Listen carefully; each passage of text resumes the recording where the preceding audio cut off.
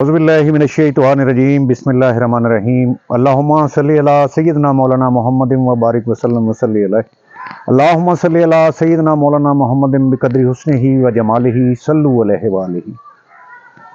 ਅੱਜ ਅਸੀਂ बड़े सगीर पाको हिंद ਦੇ बहुत ही एक शोरा आफाक शहर इस्लामाबाद ਦੇ ਵਿੱਚ ਸਾਡੇ ਗਿਲਾਨੀ सिलसिला ਦੇ एक बहुत ही बड़े बुजुर्ग हजूर गौसल आजम सरकार सैयदना शेख अब्दुल कादिर जिलानी ਦੇ पोते सैयदना ताजुद्दीन अब्दुल रज़ाक सरकार ਦੇ ਜਿਹੜੇ ਸਾਡੇ ਵੀ ਬਜ਼ੁਰਗਵਾਰ ਨੇ ਜਿਨ੍ਹਾਂ ਦੀ ਔਲਾਦ ਦੇ ਵਿੱਚੋਂ ਹੈ, ਉਹਨਾਂ ਦੇ ਫਰਜ਼ੰਦ सैयदना जमालुल्ला अल मरूफ हयातुल मीर जिंदा पीर सरकार ਦੀ चिलागाह ਤੇ मौजूद हैं।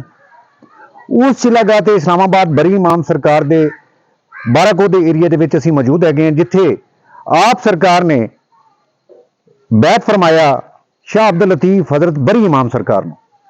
ਇਹ ਉਹ ਪਾਕ जगह है, पुरसकून जगह है कि जिथे लोग अपनी परेशानियां का हल लभण वास्ते आते हैं, जिथे लोग सारी दुनिया के सताए हुए थके हुए मांदे हुए हर चीज़ तो जोड़े ने मायूस हो चुके लोग इत्थे आते हैं। इत्थे वलीउल्लाह दी बारगाह दी कदम मुबारक आप दी चिलागाह मौजूद है, तो आप दे रूहानी फ्यूज़ो बरकात भी मौजूद ने कि जेड़े आप दी इत्थे मौजूदगी का गायबाना मौजूदगी का ते ज़ाहरी मौजूदगी का सबूत देंदे ने।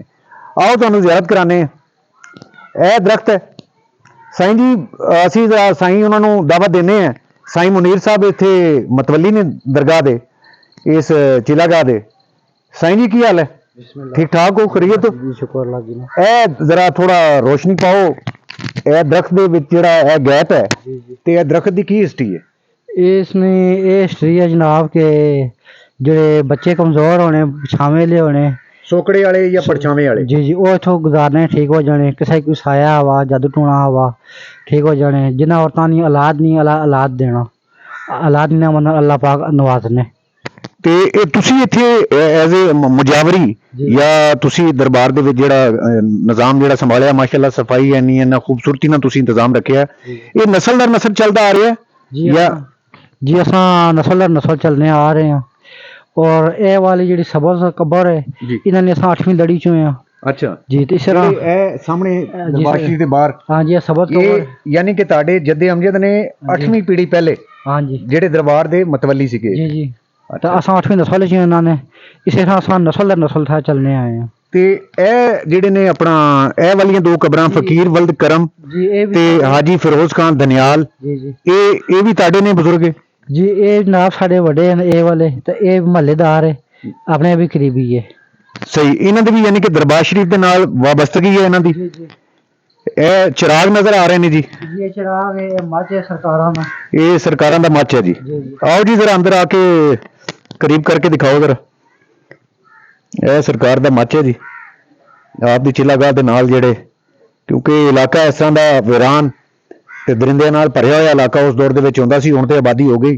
ते साफ ज़ाहिर है कि फिर फकीर वलीउल्लाह औलिया जो जिक्र करते हैं या बैठते हैं तो साफ ज़ाहिर है फिर अगे दा मच भी रात नूं लग के ते अल्लाह अल्लाह करते हैं। आओ जी तुहानूं अंदरों ज़ियारत कराइए चिलागाह दी सरकार दी। आ जाओ।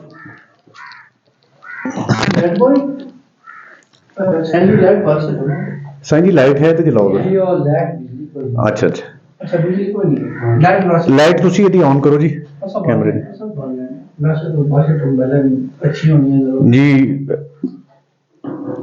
यह चिलागाह सरकार दी सैयदना ताजुद्दीन अब्दुल रज़ाक दे साहबजादे सैयदना जमालुल्लाह हयातुल मीर जिंदा पीर आप सरकार दी इत्थे बैठ के आपने चिल्ला कटिया इबादत करते सी, ते इत्थे आपने हजरत शाह अब्दुल लतीफ हजरत बरी इमाम सरकार नूं अपने हल्का इरादे दे विच अपने खिलाफत दे नाल जिहड़ा नमाज़े ते उस तो बाद आपने बैत कीता ते सिलसिला कादरिया दे विच बैत कीता। हजरत बरी इमाम सरकार दा जिहड़ा सिलसिला है ये तकरीबन 250-300 साल पुराना है, कि 250-300 साल पहले है या 200 साल पहले है। लेकिन हजूर गौस पाक सरकार दा ते उन्हां दे बेटे ते उन्हां दे पोते दी अगर असीं हिस्ट्री देखीए तो वो कोई 800-850-900 साल का जमाना बनता है। ये 500 तो 600 साल का गैप है। हजरत बरी इमाम सरकार की बैत ते हजूर गौस पाक दे आप दी पोते का जिहड़ा जमाना है सैयदना हयातुल मीर जिंदा पीर दा, सैयदना जमालुल्लाह हयातुल मीर जिंदा पीर, ये 600 साल का गैप है। इसे तरह आप दे हम असर जिहड़े ने हजरत शाह मुकीम हुजरा शाह मुकीम वाले जिहड़े ने वो गिलानी सरकार ने हजरत बाला पीर सरकार ने वो भी आपके हम असर ने उन्होंने भी हजरत जमालुल्लाह हयातुल मीर आप सरकार ने लाहौर मियानी साहब कब्रस्तान दे विच बुला के उत्थे आपकी इसी तरह चिल्ला दा मौजूद है मस्जिद दे नाल उस मस्जिद दे विच बुला के आपने बैत कीता सी।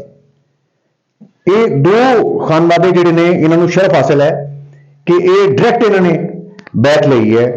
एक हजरत शाह मुकीम हुजरा शाह मुकीम वाले ते एक हजरत शाह अब्दुल लतीफ बरी इमाम सरकार।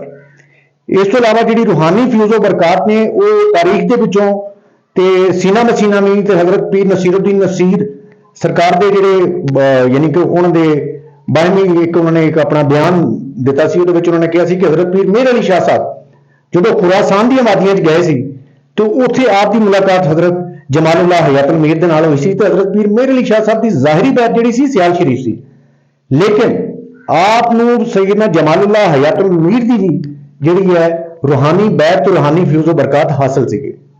अस्सलाम वालेकुम।